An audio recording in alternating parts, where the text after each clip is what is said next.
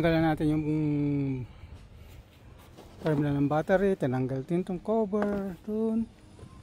Ito na yung bagong starter niya. Yan. Okay,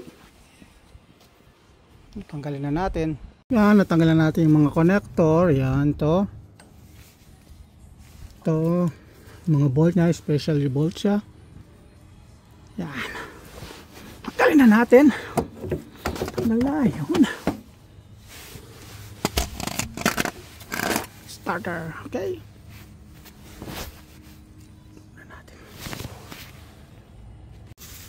yan, ilagay na natin yung bagong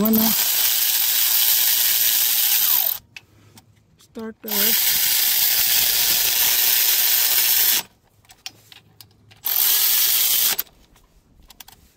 Ipitan na lang natin. Ilagay yung wire na to at saka yung sa isa. Nailagay na natin, na-torque na natin. Yun yung bagong starter. Ito yung wire. Nalagay na rin natin yung battery nya.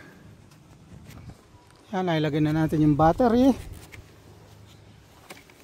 Yan, mahigpit na, malinis na yung terminal. Start na natin. Anyway, ito pa yung luma. Hindi ka problema dahil sa oil. Kaluma na rin. Okay, start na natin.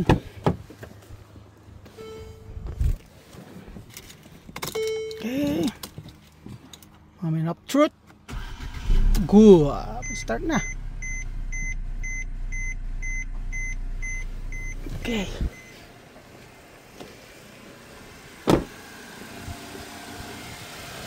Okay na, mandar na.